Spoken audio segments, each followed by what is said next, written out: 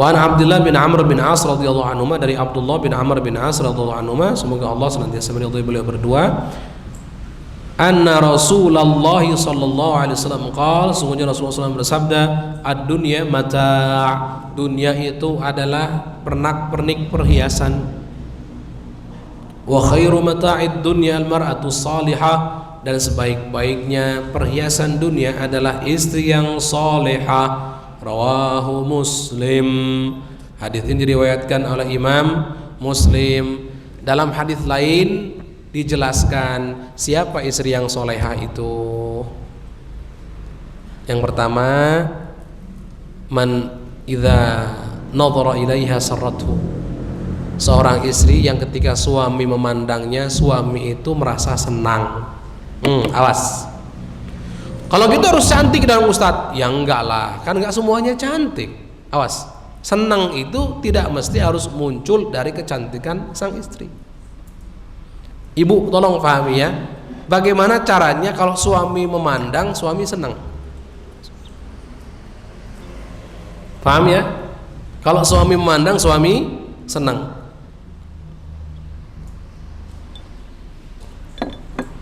Kalau gitu ibu jangan cemberut di depan muka suami. Secantik apapun ibu, walaupun katanya ibu menang ratu kecantikan sedunia, tapi kalau cemberut pasti jelek dan gak mungkin disenangi suami. Cemberut itu bukan jurus yang ampuh untuk menaklukkan suami, tidak. Justru ini kami beri bocoran ya, kalau ada seorang istri ketika punya keinginan kemudian cemberut di depan muka suaminya, sebetulnya suami memendam rasa jengkel dan marah dalam hatinya. Walaupun mungkin ya udah beli aja, ya udah ini. Itu sebetulnya,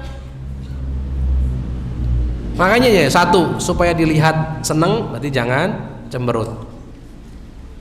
Apalagi manyun, mohon maaf, ini lebih parah lagi. Yang kedua, mohon maaf, supaya senang suami saat melihat ibu, para istri, sunnahnya adalah saat suami pulang ke rumah itu istri dalam keadaan cantik menurut versinya masing-masing. Jadi sudah mandi, rambutnya mohon maaf sudah disisir, nggak ragujing kata orang Sunda ya. Kemudian pakaiannya jangan cumpang-camping.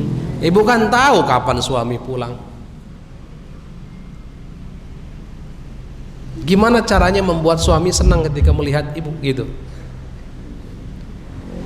Tapi yang paling utama sebetulnya, nomor 3 tapi paling utama, komunikasi yang baik, tegur sapa yang baik, perhatian yang baik kepada suami.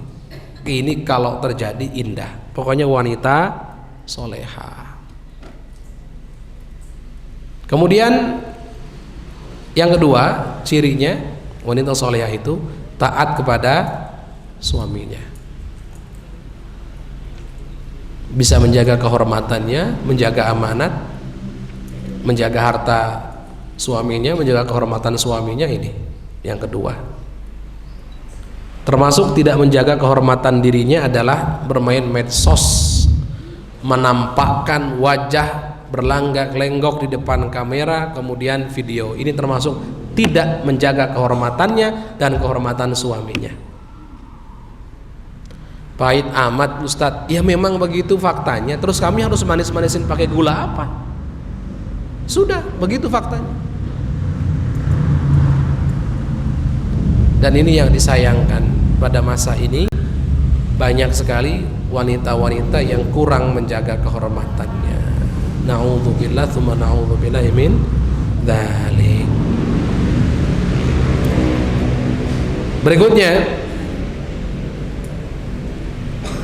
yang ketiga tadi menjaga kehormatannya, hartanya dan seterusnya ini. Dan yang menjaga kehormatannya termasuk juga menjaga kehormatannya tidak menceritakan keburukan kekurangan suami kepada siapapun, termasuk kepada ibundanya sendiri, berarti mertua dari suami. Enggak.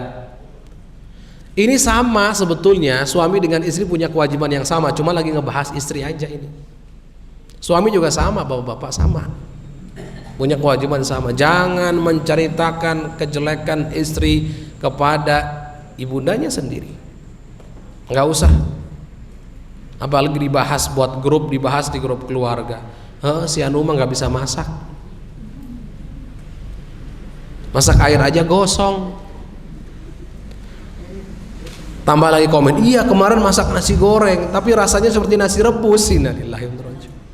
Nggak boleh kayak begitu, nggak boleh. Ini kan apa yang begini? Kewajibannya juga kewajiban suami, sama ya, gitu ya. Suami awas, hati-hati. Sama ibu-ibu awas, jangan sampai cerita yang enggak, apalagi teman-temannya.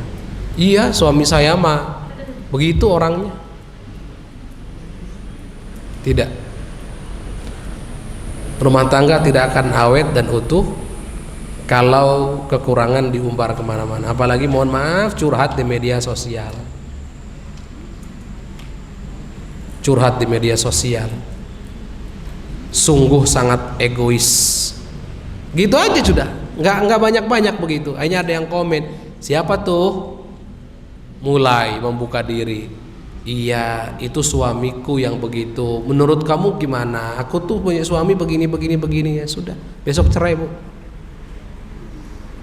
Sudah dosa, bukannya diselesaikan itu masalahnya, malah nimbulkan dosa. Udah begitu cerai, naudzubillah. Kalau nyari sempurna tunggu nanti. Ya, hari kiamat nanti kalau sudah masuk surga baru ada kesempurnaan. Wallahu a'lam bissawab.